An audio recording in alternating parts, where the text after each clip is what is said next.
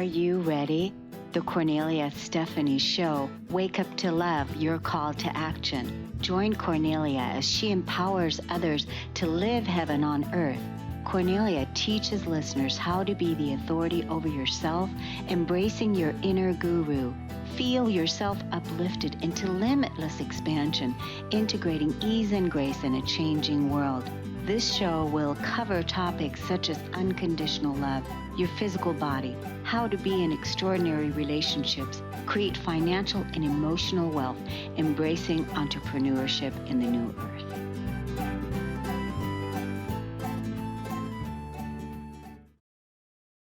Hello, everyone. Welcome to the Kornelia Stephanie Show. It's an honor and a pleasure to be with you today.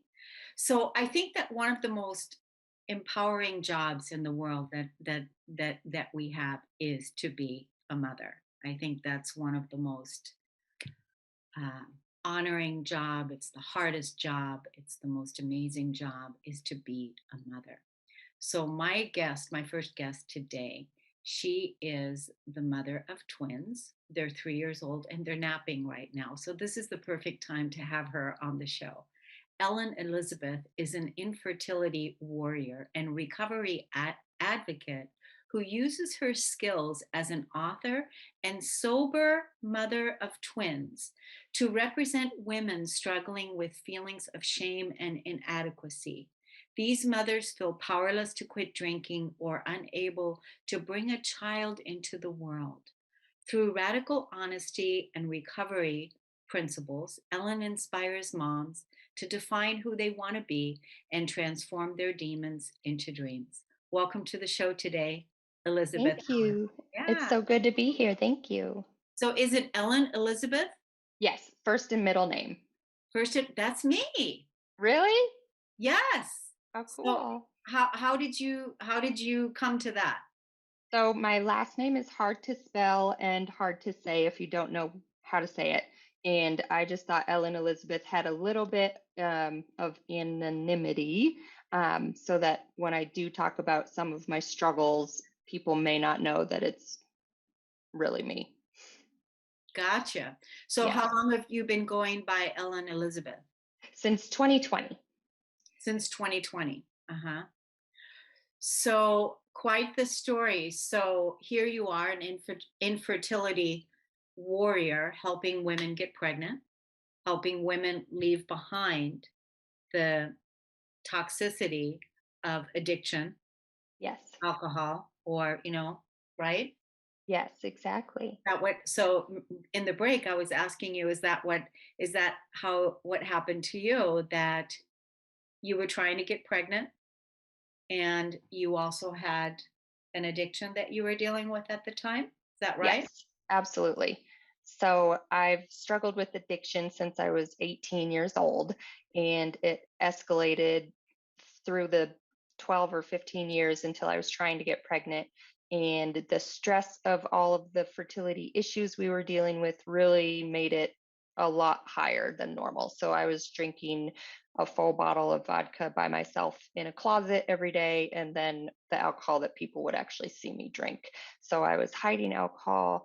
I was desperate to quit because I knew we were trying to get pregnant, but I was also absolutely terrified that I would get pregnant because then I would have to stop drinking. And at that time, in my heart, I didn't think I'd be able to. And so that really scared me to be pregnant and to, if I would continue drinking, it would be really bad. So months and months of that shame and guilt were going on. And it was the shame and guilt that I could not stop drinking, but also I was blaming myself for the infertility.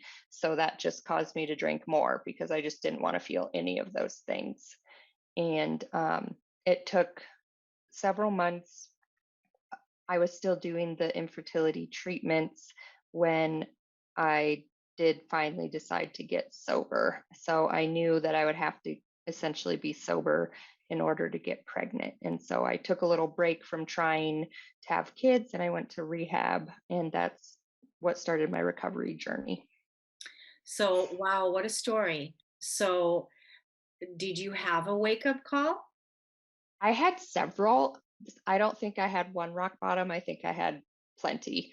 but none of them were the wake up call that I needed. It's in addiction, it's really not until you yourself are ready to stop that it works. If you try to stop for other people, it usually isn't going to work. So you have to be doing it for yourself. And so I'd been told by other people for years that I had an issue, that I needed to quit, and that never stopped me. And the last day I drank was a wake up call for me because I'd never drank at work before. And it was the first day that I actually brought vodka into the office. And I was wasted by lunchtime and knew that I'd be fired if I didn't get out of the building. I knew that people would be able to notice.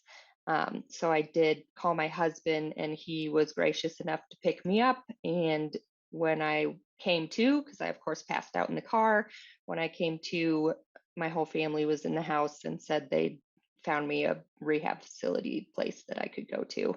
So at that point, I just knew I needed to go and knew that this all needed to stop. Wow, that's really huge. So that was really, you created that situation for yourself, really, like this, you created your own wake up call, like bringing the alcohol to work, and that is when that happened, and then the family came in. Sounds like you had a good support system around you. Can you imagine, there's so many people that don't have that. And Exactly. right, and you already had that. You already had that, the people that were there that had the rehab for you. You could have fought it, but you knew already that you were ready to embrace this next challenge of Yes. getting clean and sober. So, how was it in the rehab? I'm just curious, because I mean, you go in the detox and then the Yep, shadow. and then you're there, so it was scary. I didn't know what it would be like. I didn't know who would be in there, and I had my family with me. I couldn't get in right away, so I had to wait 4 days until I could get in. So my family pretty much huddled around me those 4 days to make sure I didn't leave the house. They took my car and keys away because they knew I'd try to sneak out and get something. So they helped me kind of detox on my own without really knowing it. So by the time I got in, I was pretty over all the withdrawals and detoxification that needed to happen, but it was really eye-opening. I learned a ton because you do so many classes and you really do a deeper dive into yourself. Because as addicts, we never want to look at ourselves, and that's why we try to numb everything out. And I realized that no matter where the other people came from, no matter what they looked like, we're all the same. We have the same problems, and we all just got along like we'd been best friends for years. And it is sad. Most of them I don't talk to anymore because they didn't make it through their recovery.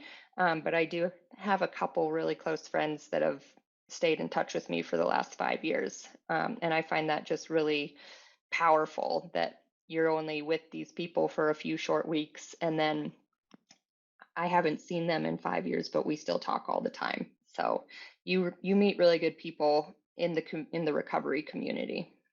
Yeah. So it's been 5 years since you've been clean and sober. Correct, from alcohol, yes. And have you had any alcohol since? Do you drink socially? Not at all.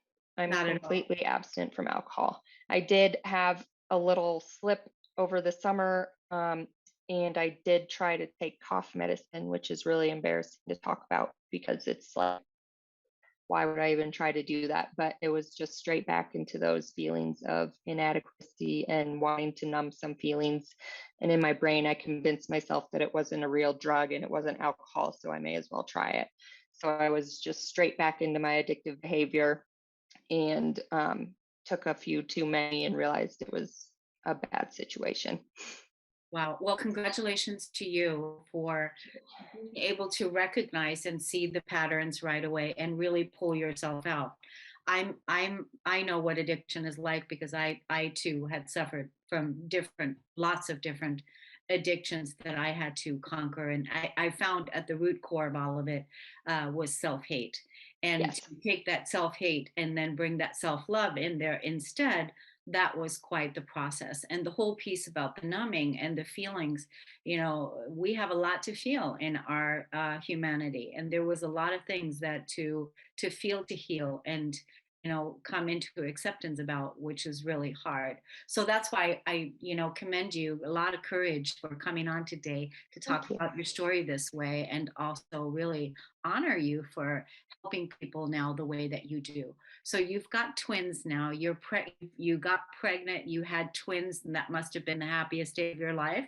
Yes, it was so exciting. It was actually very conflicting because we were told we were pregnant and that it was twins, but then we were told that one twin wasn't going to make it. So it was like immediate happiness, but also confusion and sadness at the same time. So it was a very emotional day, but the day we found out we were pregnant before we knew it was twins was the happiest day. We were both crying in the bathroom, so excited.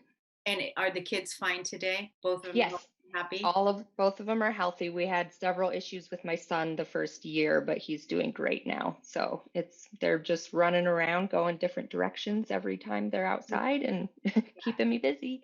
That's awesome. So it sounds like boy and a girl. Yes, one boy, one girl. Awesome, awesome. So now women, you're helping women get pregnant, Yes. you're helping women with fertility. So let's tell the audience how they can look you up on social media and where they can find you. And if uh, some people are listening to the show, so make sure that you tell us correctly your social media handles. Absolutely. So Instagram and Facebook, you can find me at It's Ellen Elizabeth. And I have a website, which is www.itsellenelizabeth.com. So you can find all about me on the website, and I also post inspirational things all the time on my social media. So what do you do as far as working with women individually? Like, what do you do? They can have a discovery call with you. How does it work? Yeah, so they can contact me however is easiest for them, and then we can just chat about what they're going through. It could be struggling with addiction, it could be some infertility issues, and then I just kind of go from there, see what they need and how I can help them. Yeah, I think it's amazing. I mean, you definitely have a speaking career because you're a wonderful storyteller, Thank you're a you. wonderful speaker. So I know that you have a full speaking career ahead of you, book writing. Who knows which direction you're going to go? I'm sure that right now you're keeping busy with your twins, and how awesome. So all those women that are looking for someone to talk to, Ellen Elizabeth, the perfect person to give a call to. Thank you so much for coming on the show today and for sharing your story with us. Thank We're going to you. take a break on the Cornelia Stephanie Show. We'll be right back.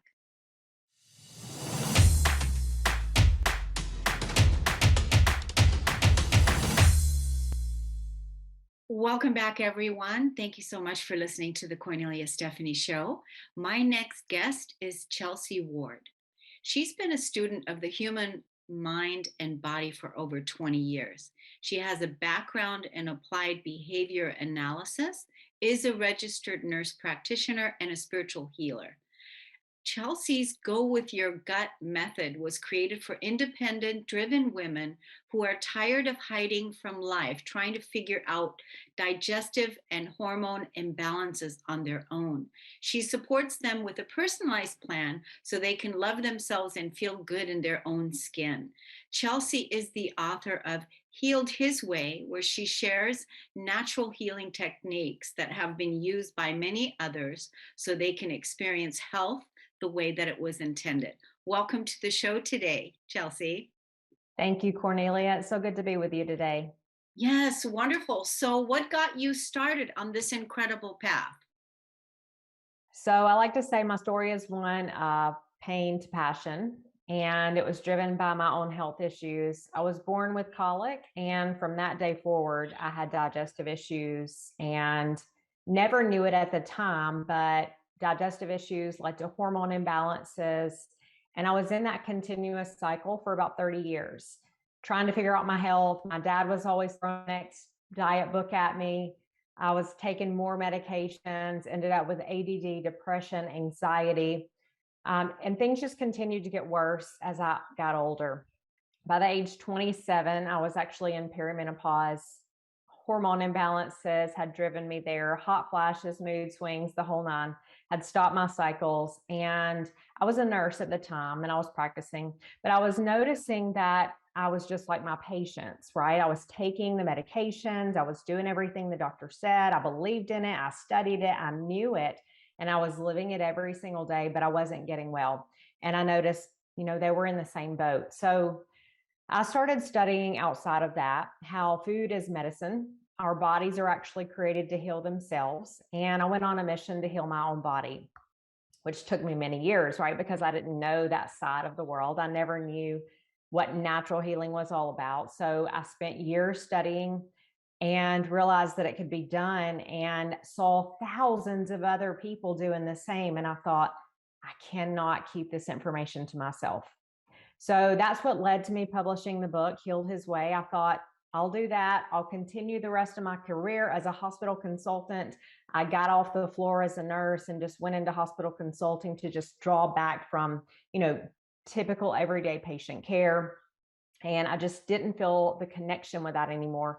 But I realized that I had something to offer people because I was someone who knew exactly what they were going through, who had experienced the same pain. I started having people reach out to me saying, where do I turn? Now that I've read your book, like, how do I do this?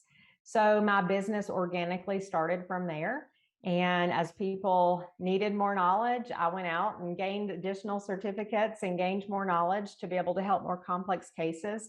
And I work with women now, women and men, but mostly women who are experiencing some sort of transition. Maybe they're going into menopause. Maybe they've been dealing with a hormone imbalance their entire life, endometriosis or PCOS. Maybe they're having digestive issues and they really want alternatives because their doctors are telling them there's no other way out. So these are the women I work with, and I help build them a foundation and help them get back to feeling like their best self again. That's an incredible story. Really incredible story. I love how organically it just all unfolded and got you to go deeper inside in discovering, what's true for you and how you can heal yourself, because I'm so much in alignment with what you're talking about, with the body being able to heal itself, that we can do it as long as we create the right environment for our body. But I didn't know that endometriosis and PCOS, is that what it's called? Mhm. What is it? Polycystic ovarian syndrome, Yeah. PCOS. Mhm. Yeah. I didn't realize that that was a hormone imbalance. So it's typically driven by estrogen dominance, and a lot of times it's also driven by blood sugar imbalance. So those are the two main factors that go into it. So when we can bring that blood sugar back into balance and work with with the estrogen pathways to kind of help push those in the right direction, in a more healthy direction, then the cycles will naturally begin to balance. The clients, they end up losing weight and they're not cycling like continuously like someone with PCOS would. A lot of times that disorder comes with cysts on their ovaries and a lot of those things as well. And some of those things can be transformed by just taking care of mineral imbalances in the body. So when we have symptoms like that, a lot of times they can be genetic, but they're also little screams from the body saying, hey, something's off here. And if we work to understand what is causing it, then maybe someone doesn't come off medications completely, and that's okay. It doesn't mean that anything's wrong, but we can push the body in a healthier direction. And there's always room for improvement. So interesting, because I was definitely a candidate for the I had the cysts on my ovaries. And that was back in 2011, 2010, 2011, and that is when I changed my diet and really looked at bringing less carbohydrate diet, and that really helped a lot. And then also did started really going deep into what is the emotional suppression, and then looking at what the limiting beliefs were in my diet and this and that. And that's how I ended up healing, from those cysts, and really looking at the anger that was being stored in the cysts. So I've just never heard of it spoken this way before. So it's like, yeah, that's exactly what happened to me with my, um, hormonal, I guess you call it a hormonal imbalance. Is that right? Yeah. And I love how you mentioned the spiritual and the emotional aspect of it, because I think that's where we mess up so many times is we focus on the physical, and that's where we miss it.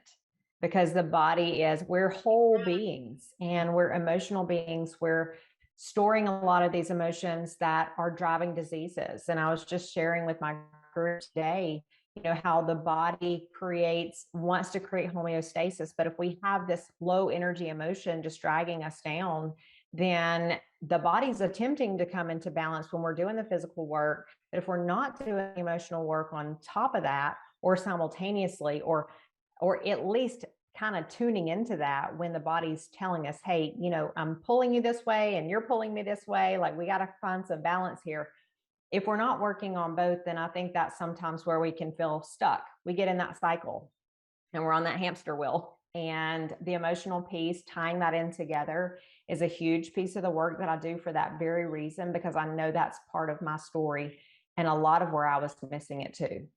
Yeah, and the whole piece about the estrogen dominance. So I went into menopause now a couple years ago, and definitely, I never really, because I'm also a spiritual healer and practitioner, and emotional processing, knowing how to process my emotions. So I never really took on the label of menopause. I didn't want to subscribe to it. I'm doing this, alerting my body that now we're going to act like this. So I didn't take that on, but I did experience the hormonal imbalance with weight gain. And Mhm. also, we were going through COVID at the same time. So it was COVID, it was the whole lockdown, it was all of that, and the non movement. So there was definitely some stress going on inside of my body during that time. And I'm just coming out of it. Yeah.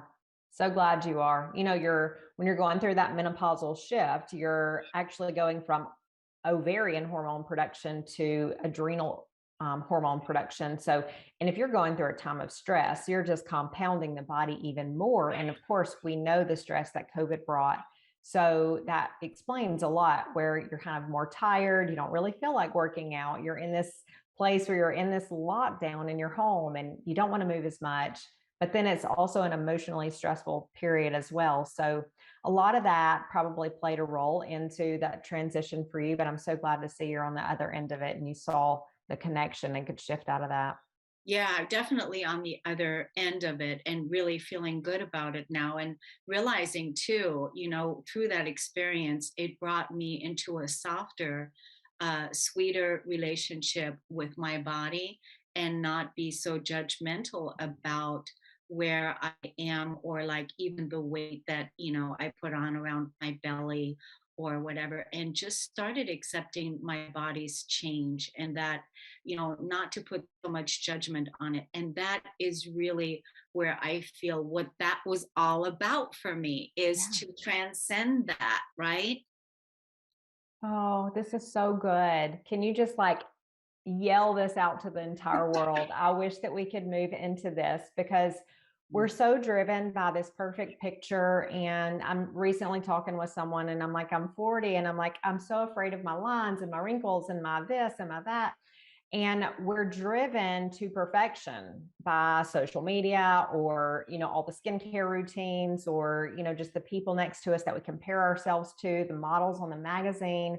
And we feel like we have to live this perfect, beautiful life. So we get attached to the scale. We're working out for hours every day. We're trying to like minimize the amount of food that comes in. And truly, our body is as good as we treat it. So if we treat our body with respect and we love our body, then it is going to love us back. And if we learn to appreciate it and just be grateful for what it is giving us and have that loving relationship with it, then it's going to give us what we want in return. Yeah, and that's one of the things that I wanted to really, do through that process, is because I knew I had high cortisol. I know I was in stress, and what are you going to do? lose the weight, that Yeah. whole thing's like, no, I mean, be, the same self-love practice that we were when we were practicing, that was the practice now that I needed to allow my body to go through this change. And that's what I went through. And I'm feeling like now things are getting better. But I sure would love to talk to you again and have you and talk about on a longer podcast. So what I'll do is I'll have Ashley reach out to you where we can just go in and talk a little bit more about this hormonal thing, like you said, scream it out to the world. I think women need to hear this. So let's tell the audience where they can find you, where they can start looking at your Facebook and also your social media handles right now.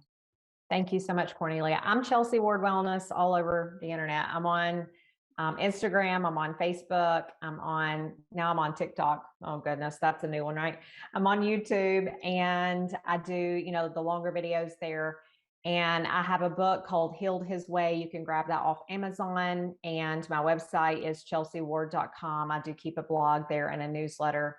So any materials that you want to access there and just kind of tune in deeper, you are more than welcome. Awesome, Chelsie. Thank you so much for coming on. I so enjoyed this conversation. We're going to have you on for another podcast. We're going to take a break at the Kornelia Stephanie Show. We'll be right back.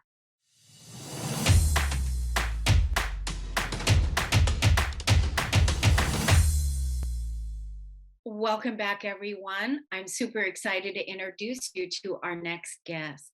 Dr. Paul Artale is a motivational speaker and work-life balance researcher who helps people and organizations break through their challenges to achieve peak performance.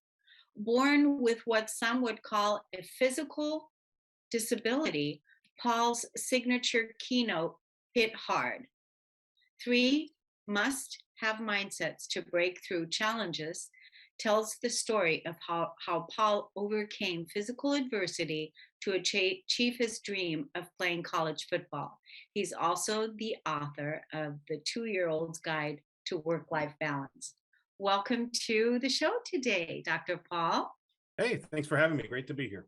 So, okay, take us into the challenge of when you had a disability and what it was and how you overcame it.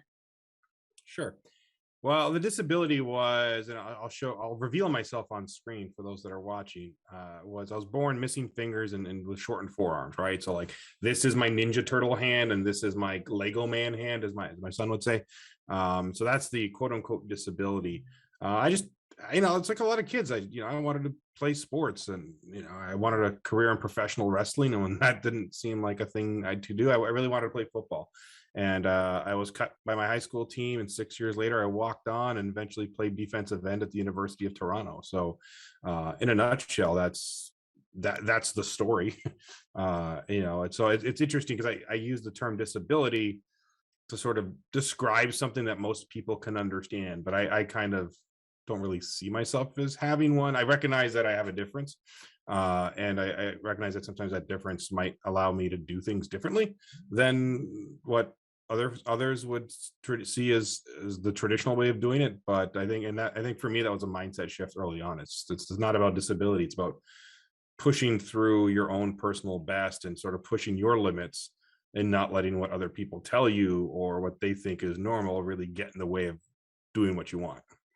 Yeah, I think that's a really big, important piece, especially for our society today, the way that it all is, with the way that we should look and should be according to our conditioning of the past, because really it has been conditioning. It was set up that way, that we should look this way, it should be like this.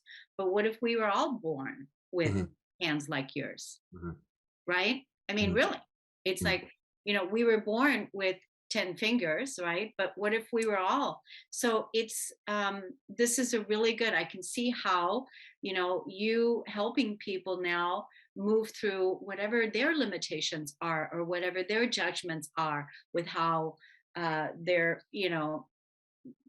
facing their life's challenges, and how important that is to shift their mindset, because you can very easily go down a woe is me and hold yourself back from living your full life's potential, right?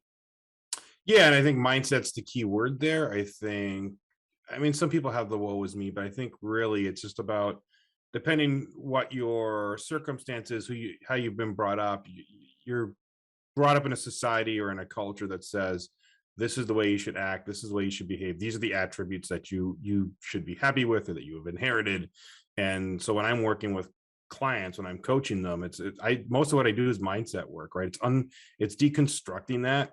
It's deconstructing concepts of like what is normal, what is good, what is successful, right? And this doesn't have to do with just folks with disabilities. This has to do with just about people trying to achieve any goal in their lives, or even companies trying to reformat their company culture, right? And getting away from some sort of Hollywood notion of it and going really deep into like who is you, and again, what is it you need to do, what is it you want, what are the roadblocks, and what are the attitudes and or people that you just need to like put out of mind and not really associate with to get you to the next level. Because if you study successful people, doesn't matter how you define success, by the way, if you study successful people, there's a common thread that they associate and they seek knowledge from people that are trying to achieve the same things, right? They're doing a lot of that. So it's not logical to think that folks that tell you you can't do something, this is out of your wheelhouse, those aren't the folks you need to bring into your advisory board, your success team.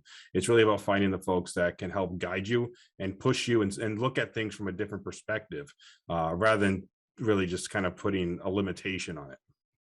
So when you say that you're working with companies, peak performance, is it that that you're an individual contractor and you come in and they hire you that way, or how does that work?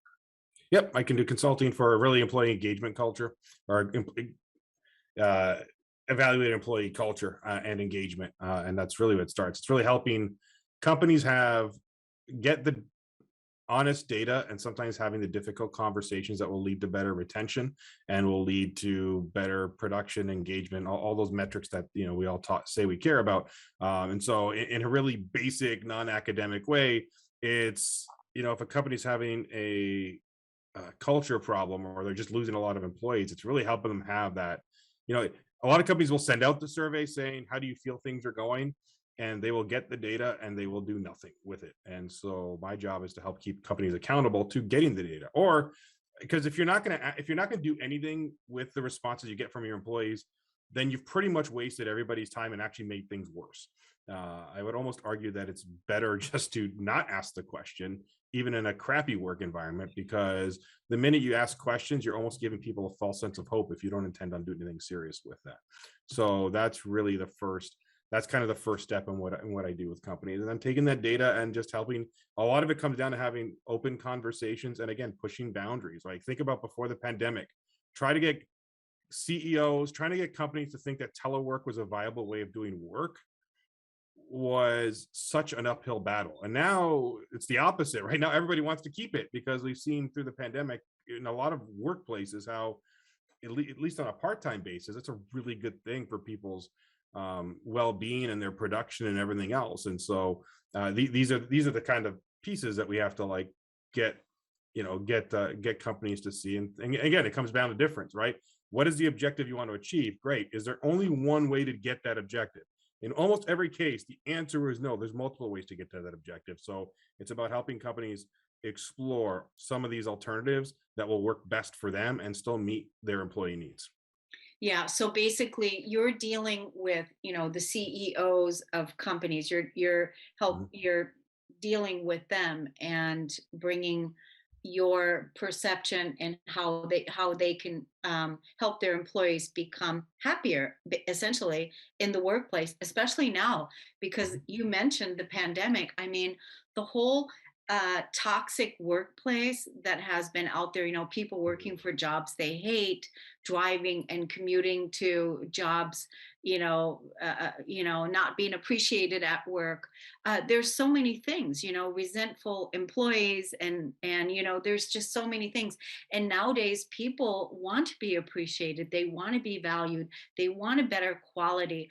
I saw in your bio you talk a lot about work-life balance. People want that, and I this is where we're moving too in our future evolution on this planet. So having a work-life balance, having, better work environments, and, it's all changing. And so what do you say about all that?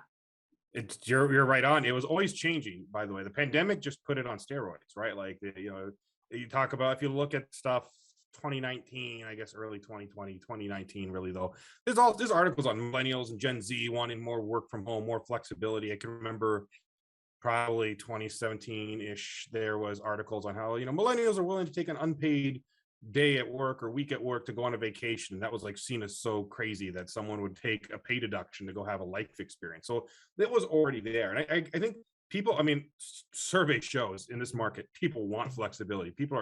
They are asking employers more brazenly than ever, is this a hybrid position? Is this a virtual position? What kind of flexibility? Because people, number one, everybody hates the rat race. Who wants to be stuck in traffic, right? Who wants to be stuck in traffic on a day where, if you live in Michigan, like in a rain, snow state, where the weather's crappy and you're potentially endangering your life. You get to work, half the meetings are canceled because it's snowy.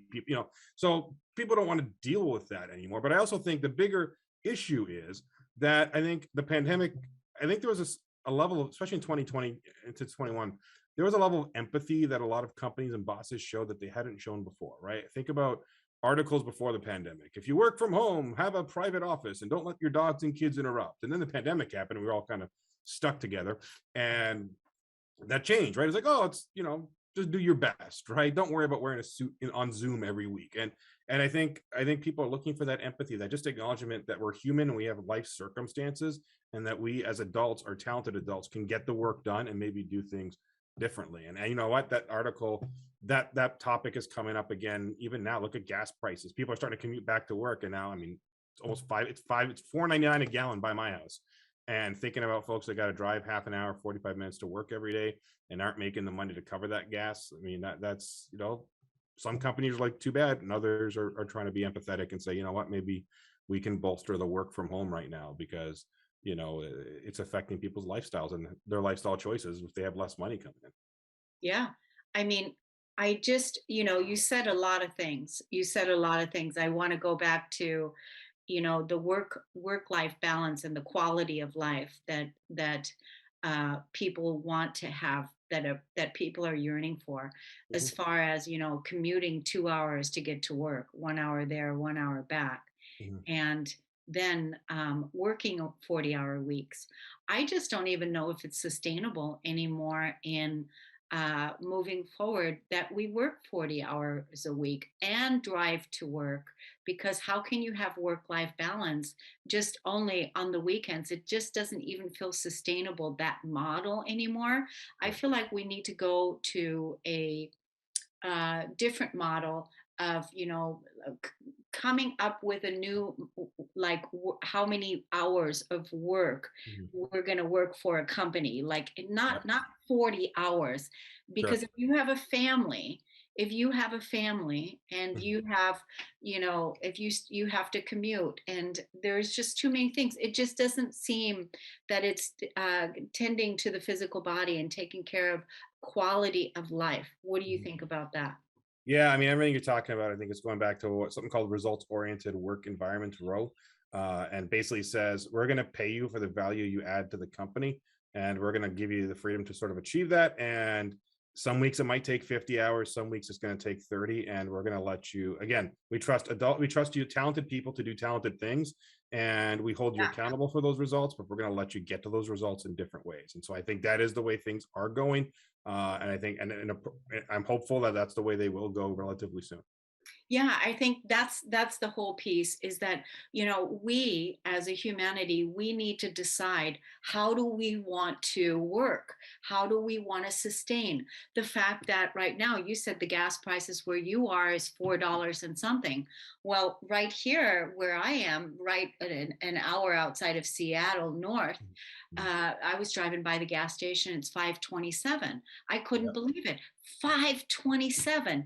And honestly, I work at home. So for me, it's like I can go into town once a week, and it's not that big of a deal. It's not that big of a Mhm. problem. But what about that single mother that Yep. has 3 kids and is supporting the kids? What about, people that just don't have the money.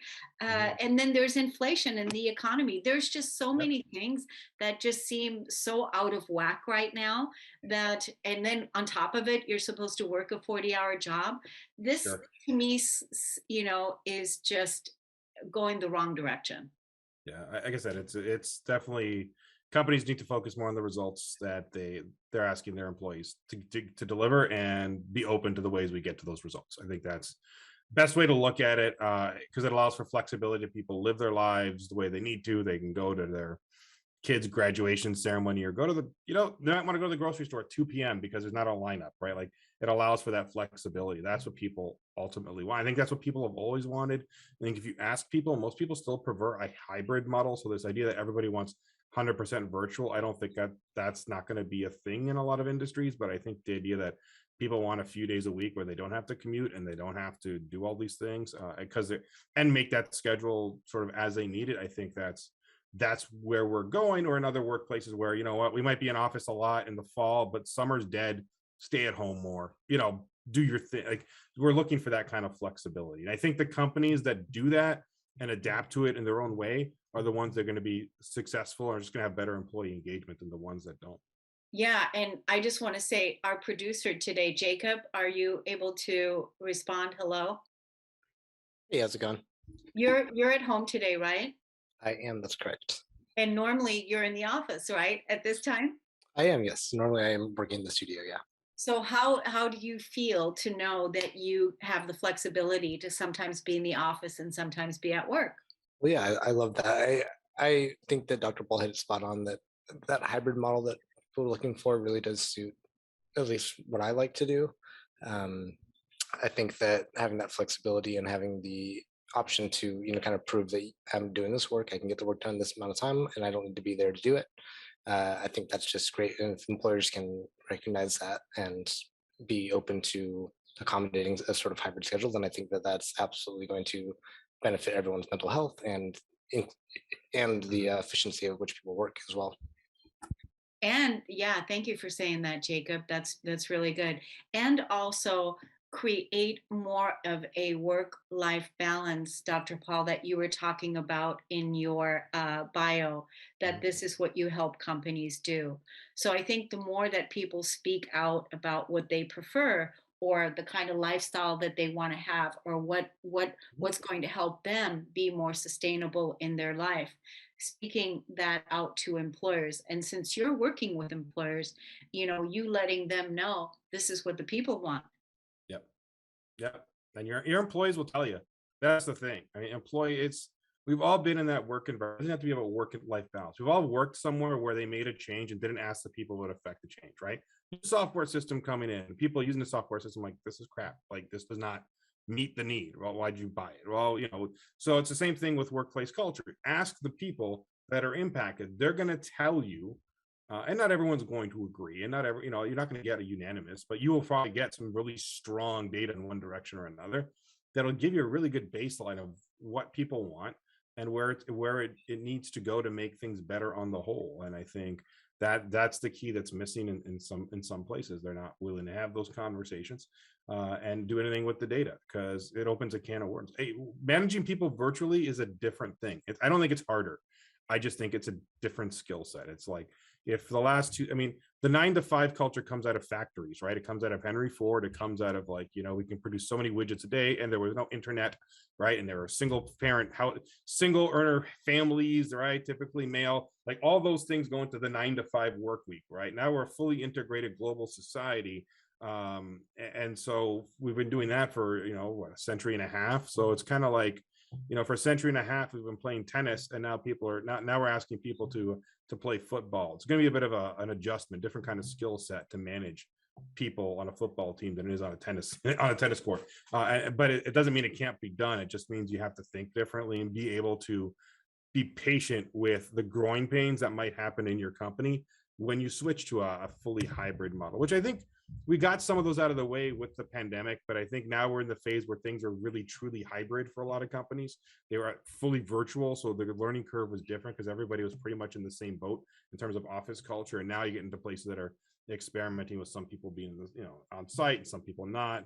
mixed meetings, things like that. So I think companies just need to be patient and ask people what they want, and keep adjusting based on that. Yeah, our whole ever since COVID, like you said, Mhm. it was COVID just brought it all out to the surface. This was all part of the evolutionary plan, and COVID Mhm. supported us in this evolutionary plan Yeah. to find new ways that are more sustainable for life, for living, for working, doing work we love, being treated, with respect at work. Mhm.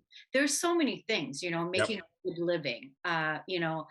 There's so many things around this, and like you said, right now is the time really to have patience again and have these conversations, communicate with each other what our needs are, what our wants are, and communicate with your employees when the changes happen, and ask them too, their input. I think that's a big piece, don't you? Yeah, it's data, it's feedback loops, right? It's constantly, that's, if you talk about, if you look at like athletics or actors, and any sort of high performance, anything, feedback loops, right? You do something, you get some data on that thing that you did, right? You get feedback, right? If in football I do something, coach would yell at me or tell me I did it right, give me a pointer, I take it in, and I would try it again, and hopefully I did it better, and I get more feedback, and kept going and going. It's the same thing with companies culture, um with company culture, period. That you got to, it's not just like, oh, we did a survey back 2 years ago, we're going to be good for a while. This is constantly built into evaluation processes. This is built into annual reviews. This is built into just company-wide, organization-wide data analytics. And so that's what I mean. It's funny, if a company develops a product, they'll be doing that all the time, right? They don't just produce a can of Coca-Cola or whatever. They're constantly looking at different aspects of it. So we need to apply the same sort of zeal to our employee culture and our company culture, and shift with the time as much as possible. Yeah, and I think that is really up and center right now. So I just think it's great. I think this is a really good time for people to really look at and see. Some Mhm. people may not even want to work for corporate. They Yep. may want to be entrepreneurs and work for themselves, be motivational speakers, Yep. and create their own business. So there's so many ways that Spirit is talking to us right now. Yep. And what lights you up? What is it that you're happiest doing? These are all fabulous questions to ask yourself, right? Yeah, and the number one question I ask folks when I'm working with them is, what do you want your life to look like on an individual level? Like, what do you want your life to look like? And does the picture you draw match the one you have right now? If the answer is no, which it often is, if I'm coaching them, what do we have to do to get closer to that image? So Yeah. Well, it was wonderful to have you on the show today. Let's tell the audience how they can look you up and where people can find you and follow you on social media.